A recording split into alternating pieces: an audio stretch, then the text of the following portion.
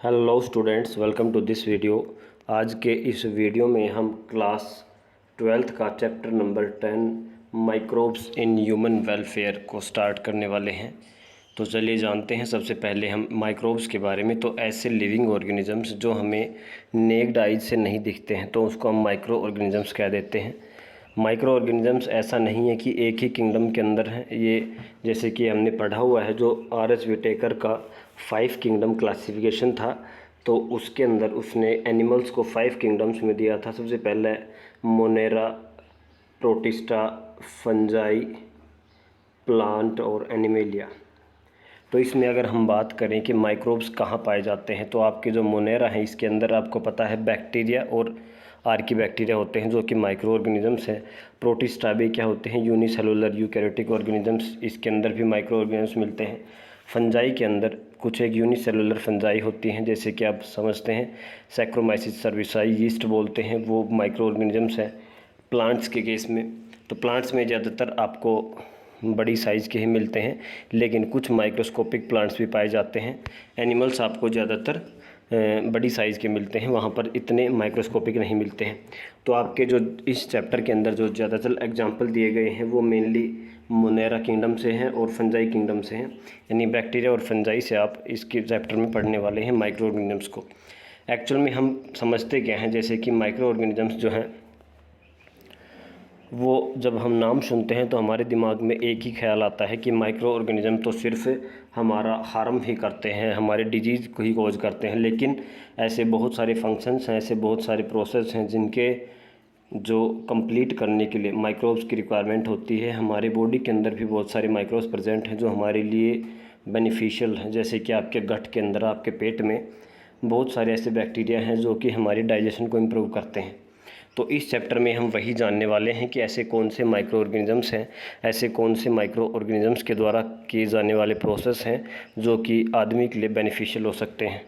तो इसमें हम सबसे पहले पढ़ेंगे जो हाउस होल्ड प्रोडक्ट्स होते हैं, जो आपके नॉर्मली घर के अंदर यूज़ करते हैं, खाने पीने की चीज़ें होगी उसके अंदर कहाँ यूज़ होते हैं माइक्रोब्स। उसके बाद इंडस्ट्रियल जो प्रोडक्ट्स हैं वहाँ पर कैसे माइक्रोब्स का यूज़ किया जाता है। सीवेज ट्रीटमेंट है, जो वेस्ट ट्रीटमेंट जो दी जाती है वाटर की, वो कैसे किया जाता है। बायोगैस की प्रोडक्शन के बारे में, बायो कंट्रोल एजेंट्स, जैसे कि आजकल काफ़ी चर्चा में है ऑर्गेनिक फार्मिंग और केमिकल को लेस यूज़ करें तो उसके अंदर बायो कंट्रोल एजेंट्स आते हैं। इसके बाद बायो फर्टिलाइज़र्स, वही है केमिकल फर्टिलाइज़र्स को कम करके बायो फर्टिलाइज़र्स का यूज़ करनी चाहिए। तो ये बहुत अच्छा स्कोप है। एक पर्टिकुलर फील्ड भी होती है बायोलॉजी की, माइक्रोबायोलॉजी बोलते हैं, उसमें हम इन माइक्रो ऑर्गेनिजम्स की ही स्टडी को करते हैं और इसके जो इंडस्ट्रियल या प्रैक्टिकल एप्लीकेशंस हैं उनके ऊपर ध्यान दिया जाता है। तो चलिए आज इस लेक्चर में हम इसका इंट्रोडक्शन पार्ट देखते हैं। Besides macroscopic plants and animals, microbes are the major component of biological system on this earth।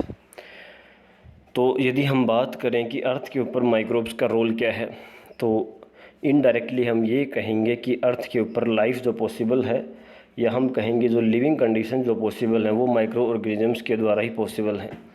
जैसे कि आपने 10th क्लास में पढ़ा होगा फूड चेन के बारे में, जिसमें हम डिकम्पोजर्स पढ़ते हैं, यानी जो डिकम्पोज करते हैं, उसके अंदर मेनली बैक्टीरिया और फंजाई ही आते हैं। देखिए मैं थोड़ा सा एग्जांपल देता हूँ। मान लीजिए टेरेस्ट्रियल हम बात करें, इकोसिस्टम, अभी हम इकोलॉजी स्टार्ट करेंगे, उसमें आपको अच्छे से समझ में आएगा। तो हम उसमें एक टेरेस्ट्रियल इकोसिस्टम, जैसे कि फॉरेस्ट की बात करें तो फॉरेस्ट में ग्रासेस होते हैं। ग्रासेस को मान लीजिए गोट खाती है। अब गोट को कोई फॉरेस्ट के अंदर कोई फॉक्स खाता है मान लीजिए, और फॉक्स को लास्ट में टाइगर खाता है। तो ये इस चीज़ को हम कहते हैं फूड चेन। जैसे कि ग्रासेस क्या है, ग्रासेस को हम कहेंगे these are the producers and goat is the primary consumer, fox is the secondary consumer and tiger is the tertiary consumer, या फिर हम कहेंगे टॉप कार्निवोरस। अब देखिए टाइगर जो है, अब टाइगर का क्या होगा। अब टाइगर जब किल हो जाता है, मर जाता है, मरने के बाद वो उसकी जो डेड बॉडी होती है वो मिट्टी के अंदर पड़ी रहती है। अब इस मिट्टी के अंदर बहुत सारे बैक्टीरिया और वायरसेस जो हमें दिखते नहीं हैं, वो इसको डिकम्पोज करेंगे, ब्रेक डाउन करेंगे और वापस उसी मिट्टी के अंदर उसका मिनरलाइजेशन कर देंगे, उसको मिक्स कर देंगे। तो अब क्या है, माइक्रो ऑर्गेनिजम्स के द्वारा कोई भी फूड चेन कोई भी इस अर्थ के ऊपर कोई भी फूड चेन कंप्लीट नहीं है। तो without micro organisms there is indirectly no life. You have studied about the diversity of living organisms in class 11th। तो आपने पढ़ा है जिसमें हमने अलग अलग किंगडम्स पढ़े हैं। Do you remember which kingdom among the living organisms contain micro organisms. तो ये हम देख चुके हैं कि मेनली मोनेरा, प्रोटिस्ट और फंजाई के अंदर ज़्यादातर माइक्रोब्स पाए जाते हैं। Which are that one only microscopic. तो किंगडम्स कौन से हैं, उसमें माइक्रोस्कोपिक कौन से हैं, ये आप देख सकते हैं R H Whittaker 5 kingdom classification के अकॉर्डिंग। अब हम बात करते हैं माइक्रोब्स जो हैं वो कॉस्मोपोलिटेंस होते हैं। कॉस्मोपोलिटेंस में मतलब आपको हर एक जगह माइक्रोब्स मिल जाएंगे, मतलब जहाँ पर कोई भी लाइफ फॉर्म प्रेजेंट नहीं है वहाँ भी आपको माइक्रोब्स मिल जाएंगे। जैसे कि सॉइल के अंदर भी आपको मिल जाएंगे, वाटर के अंदर, एयर के अंदर, इनसाइड आवर बॉडीज, हमारे शरीर के अंदर ही मिल जाएंगे, inside the bodies of other plants as well as animals.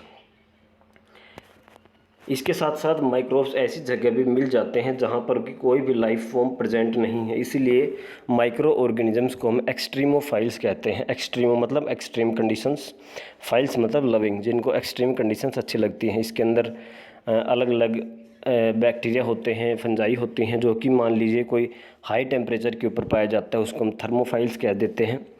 यदि मान लीजिए कोई हाई सोल्ट कंसंट्रेशन के ऊपर पाया जाता है, हाईली एसिडिक कंडीशन में पाया जाता है, उसको हम एसिडोफाइल्स कह लेते हैं।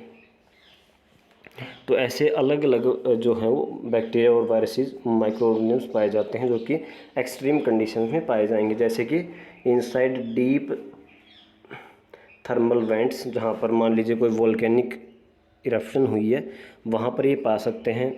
वे टेम्परेचर में भी एज हाई एज 100 डिग्री, जहाँ पर जो टेम्परेचर है वो 100 डिग्री तक है, वहाँ भी ये पाए जा सकते हैं।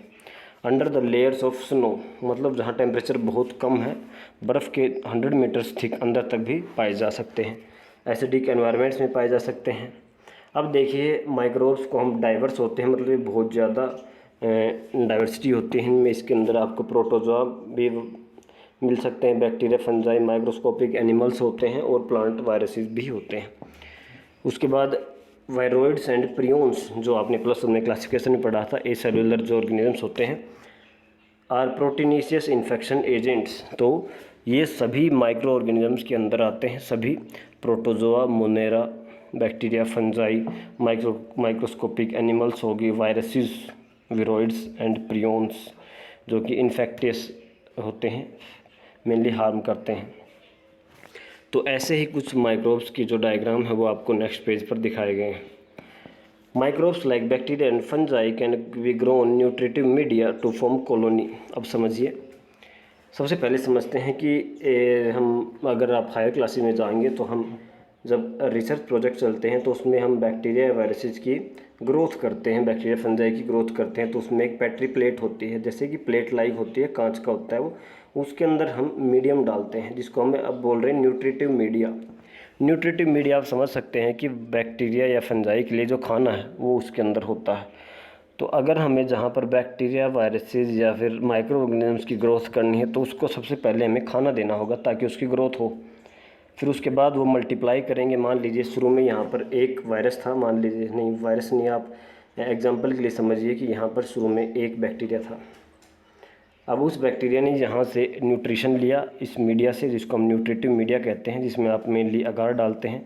बहुत सारे एग्जांपल हैं आपके, जैसे कि पोटैटो डेक्सट्रेट मीडिया होता है, पीजीए बोल देते हैं, ल्यूरिया ब्रोथ होता है, एक एलबी मीडिया बोलते हैं। तो आप जब हायर क्लासेस में जाओगे तो आप इनके बारे में समझोगे। तो मैं ये कह रहा हूँ कि भाई ये एक सिंगल बैक्टीरिया था, अब इसने क्या किया, इस न्यूट्रिशन का यूज़ करके अपने आप को मल्टीप्लाई किया, रिप्रोडक्शन किया, इसके अंदर सेक्सुअल रिप्रोडक्शन हुआ, तो एक कॉलोनी बन गई। एक कॉलोनी के अंदर आप मिलियंस ऑफ बैक्टीरिया हो सकते हैं। तो एक कॉलोनी तो हमें नेक्ड आई से दिख जाएगी। तो ऐसे ही क्या है, जब हम ग्रोथ करते हैं तो कॉलोनी की फॉर्म में उसको स्टडी करते हैं। कॉलोनी को जब हम कैलकुलेट करेंगे तो उसमें एक CFU वर्ड आता है, कॉलोनी फॉर्मिंग यूनिट। यदि आप लैब कंडीशंस में जाएंगे तो वहाँ पर आपको पता लगेगा कि जब हम पेट्री प्लेट के अंदर स्टडी करते हैं तो वहाँ पर कॉलोनीज़ को काउंट करते हैं। एक इंस्ट्रूमेंट भी आता है कॉलोनी काउंटर, उसका यूज करके हम टोटल नंबर ऑफ माइक्रोब्स को निकालते हैं। Such cultures are useful in study of micro organism. तो जब हम स्टडी करेंगे तो इस प्रकार के कल्चर होते हैं। तो जैसे कि आप डायग्राम देखिए, बहुत इंपॉर्टेंट है। यदि आप पहला देखते हैं तो ये एक बैक्टीरिया है जो कि रोड शेप्ड का है। जब कोई बैक्टीरिया रोड शेप्ड का होता है तो उसको हम बैसिलस कह देते हैं, तो ये बैसिलस है। दूसरा देखिए स्फेरिकल है, स्फेरिकल को हम कोकस कह देते हैं। आपने बैक्टीरियाज के नाम भी सुने होंगे, बेसिलस थ्रिनजेनेसिस विटिगोटन में पढ़ा था। तो बैसिलस क्यों बोला गया है? क्योंकि वो रोड शेप्ड है। कोकस जैसे कि स्ट्रेप्टोकोकस निमोनिया, जैसे कि हमने निमोनिया के अंदर जो कोजल ऑर्गेनिजम्स था उसको पढ़ा था। तो वो क्यों कह रहे हैं? क्योंकि उसकी जो शेप है वो स्फेरिकल है। यदि हम रोड शेप्ड को ही डिटेल में देखें तो इसके अंदर देखिए फ्लैजिला होते हैं। फ्लैजिला करते क्या हैं? तो इसकी मूवमेंट में हेल्प करते हैं। अब देखिए यहाँ पर ये जो पहला बताया गया है बैक्टीरियोफाज। बैक्टीरियोफाज हमने पढ़ा हुआ है जब हमने जेनेटिक मटेरियल का जब डिस्कवरी कर रहे थे, तो उस दौरान भी बैक्टीरियोफाज के ऊपर एक्सपेरिमेंट किए गए थे। तो बैक्टीरियोफाज आपको पता हो नीचे होते क्या हैं? तो these are the viruses that infect bacteria, those organisms या those micro organisms which infect bacteria are called bacteriophages. तो ऐसे वायरसेस जो कि बैक्टीरिया को इन्फेक्ट करते हैं बैक्टीरियोफाज कहते हैं। इसका स्ट्रक्चर देखिए, इसके अंदर एक हेड होता है, बीच में कॉलर, साथ में टेल मिलते हैं, टेल प्लेट्स होते हैं और रात में पिंस मिलते हैं या फिर प्रोंग्स को हम फाइबर भी कह देते हैं, टेल फाइबर। तो ये आप देख सकते हैं। तो इसका डायग्राम आपको ध्यान रखना है। दूसरा जो है वो है एडिनो वायरस। एडिनो वायरस के बारे में एक और इम्पोर्टेंट चीज़ लिखी हुई है कि विच कोजेज रेस्पिरेटरी इन्फेक्शंस। तो adeno virus which cause respiratory infections. तीसरा जो है वो है आपका tobacco mosaic virus, TMV, tobacco mosaic virus. जो इसको मैग्नीफाइड किया गया है, मतलब इसको कितने गुना इसको बढ़ा करके दिखाया गया है, तो आप देख सकते हैं 1 लाख से 1.5 लाख गुना इसको बढ़ा करके दिखाया गया है। रोड शेप्ड होता है TMV, टोबैको मोज़ेइक वायरस। ये जो पहला दिखाया गया है ये बैक्टीरिया की ग्रोथ दिखाई गई। जैसे मैंने आपको बताया था एक प्लेट होती है, जैसे कि जो ग्लास की होती है, कांच की होती है, उसके अंदर हम मीडिया को डाल करके, न्यूट्रिटिव मीडिया को उसके अंदर स्टडी करते हैं। दूसरा ये फंगस। तो फंगस की ग्रोथ है, फंगल कॉलोनी है।